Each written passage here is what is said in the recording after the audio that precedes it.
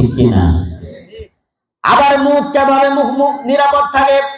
আমাদের ভাষা এমন অশ্রাব্য ভাষা আমরা ব্যবহার করি, শয়তান কানে আঙ্গুল দিয়ে দৌড় মারে আর কান দিয়ে বলে আল্লাহ, এত নিকৃষ্ট ভাষা তো আমিও জানি না।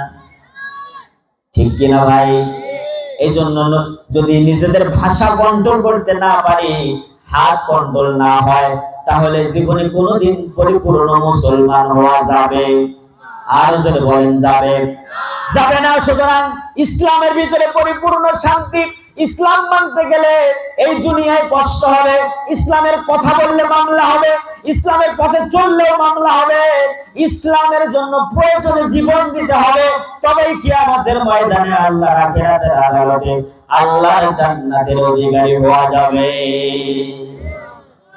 আর একটা কোরআন থেকে আপনাদেরকে ঘটনা শোনাতে চাই।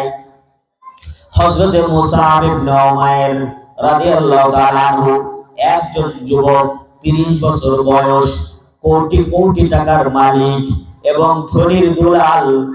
কিতাবের ভিতরে এসেছে হযরত মুসআব ইবনে উমাইর সকালবেলা যেই জামা পরে, বিকালবেলা ওই জামা পরে না। সকালবেলা যেই শু পরে, বিকালবেলা ওই শু পরে না।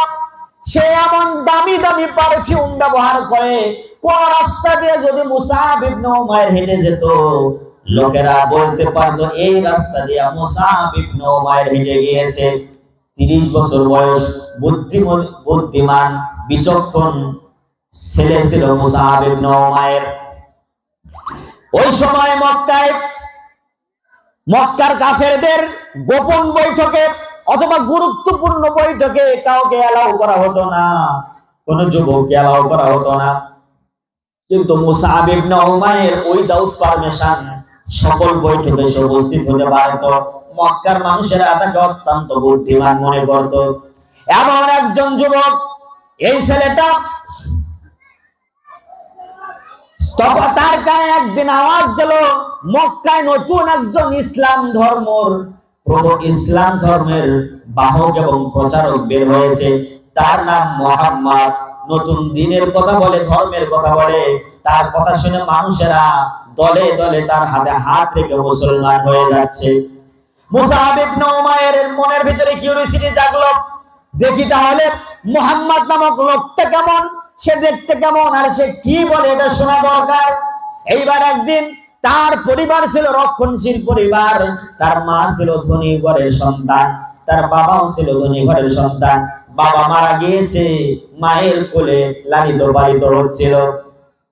মুসআব ইবনে উমাইর তার মায়ের অগোচরে একদিন রাসূলুল্লাহকে দেখার জন্য এসেছে। আসার পরে দেখে বিশ্ব নবীর চেহারা এত সুন্দর, তার চেহারা দেখে বিমোহিত হয়েছে, মুগ্ধ হয়ে গিয়েছে।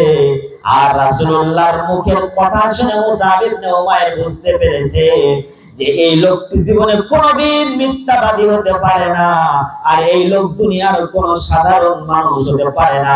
জোরে বলুন সুবহানাল্লাহ। মুসআব ইবনে উমাইর রাসূলুল্লাহর কাছে আসছে। আসার পরে অনেক লম্বা চওড়া ইতিহাস সংক্ষেপে বলছি। মুসআব ইবনে উমাইর আসার পরে বলতেছে, ইয়া রাসূলুল্লাহ, ইয়া হাবিবাল্লাহ, আপনার কথা আমি অনেক শুনেছি, মানুষেরা আপনার বিরোধিতা করে। আপনি নাকি নতুন দিনের কথা বলেন, ধর্মের কথা বলেন, আপনি নাকি মিথ্যাবাদী, আপনি মিথ্যা কথা বলেন। এই সমস্ত গালগপ্প বাজে মন্তব্য আপনার ব্যাপারে অনেক শুনেছি, কিন্তু আপনার চেহারা দেখে আমি মুসআব ইবনে উমাইরের এটা মনে হয়েছে এই চেহারা কোনোদিন মিথ্যা কথা বলতে পারে না, আর এই মুখ কোনোদিন মিথ্যা কথা বলতে পারে না। জোরে বলুন সুবহানাল্লাহ। আমার বন্ধুগণ, হযরত মুসআব ইবনে উমাইর রাসূলুল্লাহর কাছে গিয়ে বলতেছেন, ইয়া রাসূলুল্লাহ, ইয়া হাবিবাল্লাহ, দয়া করে আপনি আমাকে কালেমা পড়ে মুসলমান বানায়া দেন। আমি আপনার হাত থেকে কালেমা পড়তে চাই। আল্লাহর নবী বলেন, মুসআব, তাহলে ঠিক আছে, তুমি বলো লা ইলাহা ইল্লাল্লাহু মুহাম্মাদুর রাসূলুল্লাহ সাল্লাল্লাহু আলাইহি ওয়াসাল্লাম। মুসআব ইবনে উমাইর মুসলমান হয়ে গেল। এইবার মুসাব ইবনে উমাইর রাসূলুল্লাহকে বলল, ইয়া রাসূলুল্লাহ, আমি মুসলমান হয়েছি, এটা গোপন রাখতে চাই। আমার পরিবার রক্ষণশীল একটা পরিবার, যদি জানতে পারে আমাকে জানে মেরে ফেলবে, আমাকে বাঁচতে দিবে না। আর আমার মা একজন রাগী মহিলা, রক্ষণশীল পরিবারের সে একজন মেয়ে। আল্লাহ নবী বললেন, মুসাব, ঠিক আছে, তোমার যেটা সহজ হয়, সুবিধা তুমি সেটাই করবে। একথা ভাবার পরে মুসাব ইবনে উমাইর গোপনে ইসলামের ধর্ম পালন করে। মায়ের সন্দেহ হয়েছে, মানুষেরা তার মায়ের কাছে গিয়ে বলতেছে, তোমার সন্তান মুসাব মুহাম্মাদের ধর্ম গ্রহণ করেছে। তার মা বিশ্বাস করতে চায় না, কয় না, আমার সন্তানটা করতে পারে না। আমার কথা শুনে আমি আমার সন্তানকে জীবনের চাইতে ভালোবাসি, আমার সন্তান জীবনের চাইতে আমারে ভালোবাসে, আমার সন্তান এটা করতে পারে না। মা এবার গভীর পর্যবেক্ষণে রেখেছে মুসাব ইবনে উমাইরকে। একদিন মুসাব ইবনে উমাইরকে ইসলামের বিধান পালন করতে দেখে তার মা মুসাব ইবনে উমাইরকে বলতেছে, মুসাব রে, তুমি কি ইসলাম ধর্ম গ্রহণ করেছো? মুসাব ইবনে উমাইর বলে, মা, আমি ইসলাম ধর্ম গ্রহণ করেছি। এইবার মুসাবের মা রাগান্বিত হয়ে গেল, তার কর্মচারীকে বলল, একটা রশি আনো। রশি দিয়া মুসাব ইবনে উমাইরের হাত দুটো বাঁধা হলো, পা দুটো বাঁধা হলো, ঘর বন্দি করে রাখা হলো। আর বলা হলো, মুসাব রে, কালেমা যদি না ছাড়ো তাহলে তোমাকে এইভাবে অনাহারে ঘরের ভিতরে ঢুকে ঢুকে মরতে হবে। মুসাব ইবনে উমাইর 30 বছর বয়স, সেও ছিল অত্যন্ত রাগী একটি ছেলে, মা বাবার আদরের সন্তান। তার আর কোনো ভাই ছিল না, তার মায়ের আর কোনো সন্তান ছিল না, বাবাও দুনিয়াতে বেঁচে নাই। ছোটবেলা থেকে একবার মুখ দিয়ে মুসাব ইবনে উমাইর যে কথা বলেছে, সে কথা সে কার্যকর করেই ছেড়েছে। মুসাব ইবনে উমাইর বলে, মা, তুমি আমাকে বেঁধে রেখে আমাকে কষ্ট দিতে দিতে দুনিয়া থেকে চিরতরে বিদায় করে দিতে পারো, কিন্তু যেই কালেমা একবার পড়েছি, যেই নবীর প্রেমে একবার আমি মাতোয়ারা হয়ে গিয়েছি, জীবন থাকতে ওই নবীকে এক মুহূর্তের জন্য ভুলতে রাজি নাই। আমার বন্ধুগণ, এই মুসাব ইবনে উমাইর ইসলাম গ্রহণ করার পরে মা এবার বলল, মুসাব রে, সিদ্ধান্ত যদি পরিবর্তন না করো, বাড়ি থেকে বের করে দেব, সম্পত্তি পাবে না, টাকা পাবে না, পয়সা পাবে না। মুসাব ইবনে উমাইর বলে, মা, শুধু টাকা পয়সা কেন, আমার খানা দানা পিনা সব বন্ধ করে দাও, আমাকে বাড়ি থেকে বের করে দাও, এক পয়সা আমি তোমার দিতে চাই না। আমি মদিনার নবীর প্রেমে পাগল হয়ে গিয়েছি, আমি ওই ব্যক্তির কাছে যাইতে চাই, তার দরবারে গিয়ে জীবনটা কাটাই দিতে চাই। মুসাব ইবনে উমাইর নিজের বাড়ি ঘর ত্যাগ করে আল্লাহর নবীর ঘরে চলে আসলো। আল্লাহর নবী মুসাব ইবনে উমাইরকে বলতেছেন, মুসাব রে, তোমার চেহারার ভিতরে কেন মলিনতার ছাপ? হযরত মুসাব ইবনে উমাইর বলেন, ইয়া রাসূলুল্লাহ, ইয়া হাবিবাল্লাহ, ইসলাম গ্রহণ করেছি, এই কারণে আমার মা বাড়ি থেকে ঘর থেকে আমারে বের করে দিয়েছে গো নবী। আল্লাহ নবী বলেন, মুসাব রে, তুমি কি কষ্ট পেয়েছো নাকি? কয় না, কষ্ট পাই নাই। আল্লাহ নবী বলেন, মুসাব, আমি আল্লাহর নবী সত্য নবী সাক্ষ্য দিচ্ছি, দুনিয়ার বাড়ি ঘর তুমি ত্যাগ করেছো ইসলামের জন্য, কোরআনের জন্য, আমার আল্লাহ জান্নাতের ভিতরে তোমার জন্য অসম্ভব সুন্দর বাড়াখানা তৈরি করে রেখে দিয়েছে। এই মুসাব ইবনে উমাইর লক্ষ্য করেন, উহুদের দিন আল্লাহর নবী কালেমার পতাকা মুসাব ইবনে উমাইরের হাতে দিলেন। মুসাব ইবনে উমাইর উহুদের ময়দানে লড়াই করতেছে, লড়াই করতে করতে মুসাব ইবনে উমাইর এক পর্যায়ে শহীদ হয়ে গেল। তার ডান হাতে কোপ মেরেছে, ডান হাতটা দেহ থেকে বিচ্ছিন্ন হয়ে গিয়েছে। এইবার মুসাব ইবনে উমাইর বাম হাতে পতাকা ধরেছে, বাম হাতে কোপ মেরেছে, বাম হাত দেহ থেকে বিচ্ছিন্ন হয়ে গিয়েছে। এইবার মুসাব ইবনে উমাইর ডান এবং বাম উভয় হাতের খণ্ডিত অংশ দিয়ে কালেমার পতাকা উড্ডীন করে ধরেছে। এমন সময় তার গানে খবর গিয়েছে, কত কুতিলা মুহাম্মদ, কত কুতিলা মুহাম্মদ, মুহাম্মদ নিহত হয়ে গিয়েছে।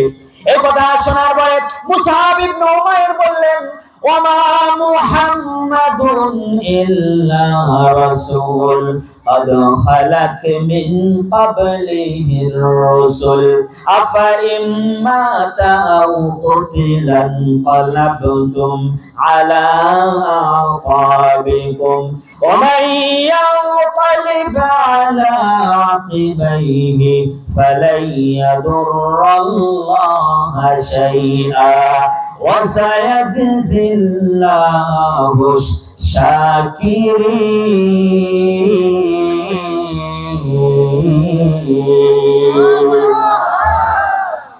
তখন পর্যন্ত এটা কোরআনের আয়াত হয় নাই। মুসআব ইবনে উমাইর নিজের থেকে এই কথাগুলো বললেন যে মুহাম্মদ সাল্লাল্লাহু আলাইহি সাল্লাম আল্লাহর রাসূল ছাড়া কোনো দ্বিতীয় ব্যক্তি নয়। তিনি যদি হত্যা হয়, তিনি যদি দুনিয়া থেকে চলে যায়, কোনো অসুবিধা নাই। আল্লাহ পাক যেই দিন এই দুনিয়ায় প্রতিষ্ঠিত করেছে, এই দিনের পতাকা কেউ নামাইতে পারবে না। আল্লাহ পাক কোরআনে 29 সাথে এভাবে করেন।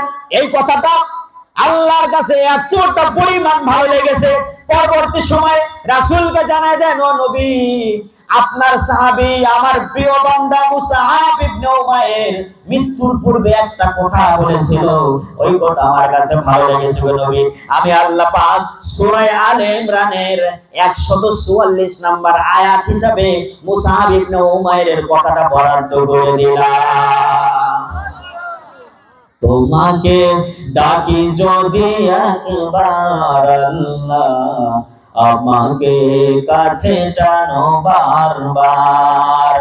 তোমাকে ডাকি যদি একবার আল্লাহ, আমাকে কাছে টানো বারবার। যদি পথ ভুলে যাই আমাকে দিও ঠাই, যদি পথ ভুলে যাই আমাকে দিও ঠাই, দিও দিশা এইটুকু আবদার আল্লাহ, আমাকে কাছে টানো বারবার। বিরহের ব্যথাগুলো পারে প্রতিদিন, তুমি ছাড়া কে বলো করে দেবে দূর। তোমার দয়া প্রভু জানি সীমাহীন, কলবে দাও জেলে ইমানের নূর। বেলা শেষে কেউ নেই সান্ত্বনা তোমাতে, বেলা শেষে কেউ নেই সান্ত্বনা তোমাতে। তুমি ছাড়া নেই কেহ আমার আল্লাহ, আমাকে কাছে টানো বারবার।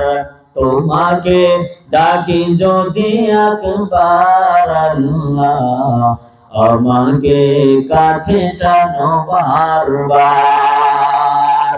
জোরে বলুন আমিন। আমার বন্ধুগণ, এইবার মুসআব ইবনে উমাইর উহুদের ময়দানে শহীদ হয়ে গিয়েছে। আল্লাহর নবী যুদ্ধ যখন শেষ হয়ে গেল, শুহাদায়ে উহুদের লাশকে একত্রিত করতেছিলেন আর বললেন, শহীদদেরকে একত্রিত করো।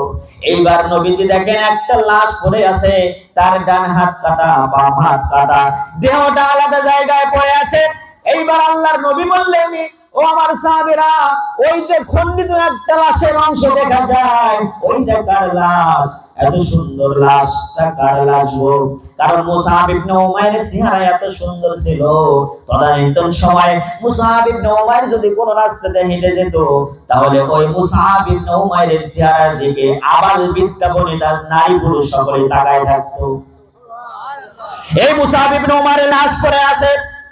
নবীজি বলেন, এত সুন্দর লাশ কার? এইবার আল্লাহর নবীকে বলা হলো, ইয়া রাসূলুল্লাহ, এটা তো মুসআব ইবনে উমাইরের লাশ। আল্লাহর নবী মুসআব ইবনে উমাইরের চেহারার দিকে তাকায়া দুই চোখের কোনা বেয়ে দর দর করে পানি ছেড়ে দিয়েছে। এইবার আল্লাহর নবী বললেন, এইবার তোমরা কবর খনন করো। কবর খনন করা হলো। মুসআব ইবনে উমাইর এবার দাফন করা হবে। মুসআব ইবনে উমাইরের গায়ে একটা কাপড় আছে, একটা জামা আছে, এই জামা দিয়ে তাকে কাফন করা হবে।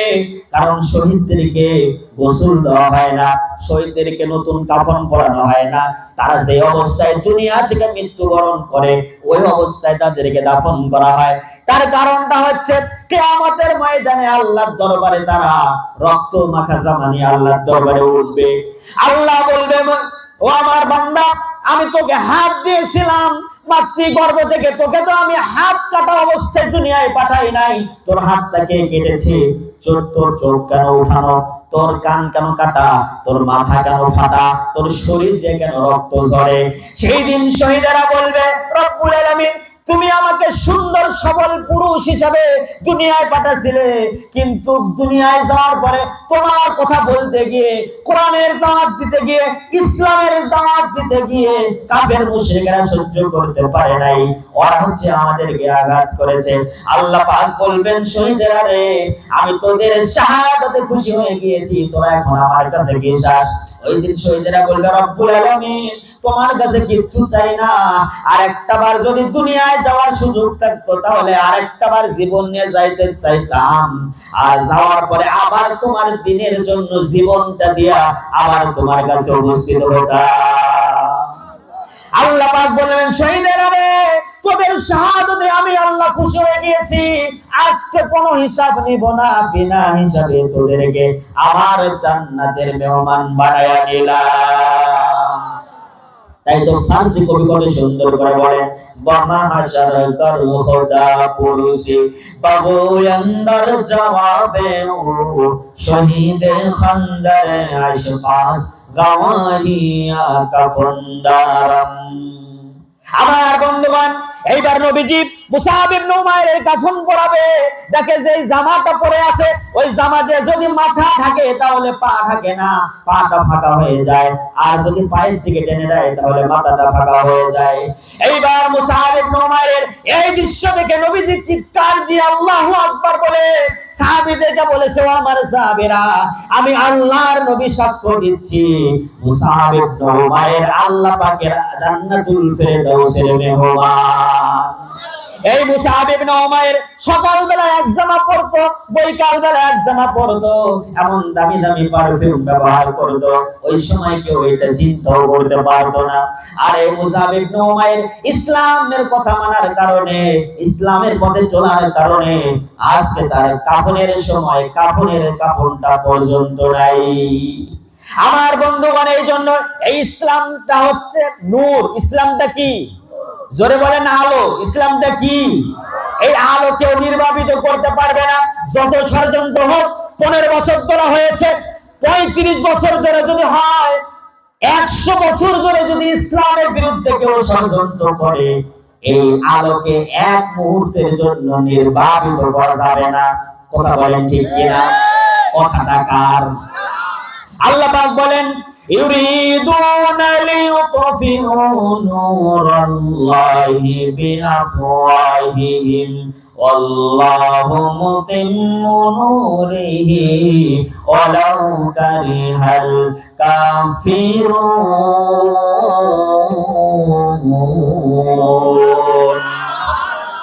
আল্লাহ পাক বলেন, ওরা চায় ওদের মুখের ফুৎকারে আল্লাহর প্রজ্বলিত আলোকে নির্বাপিত করে দিবে, আর আল্লাহ বলেন, আমি আমার আলোকে পূর্ণরূপে বিকশিত করব, এতে কাফেরদের অন্তরে যত জ্বালা যন্ত্রণা হোক না কেন। একটা দৃষ্টান্ত দিলে বুঝে আসবে। অযোগ্য পাড়াপল্লীর একটা ছেলে ঢাকা বিশ্ববিদ্যালয়ে চান্স পাইছে।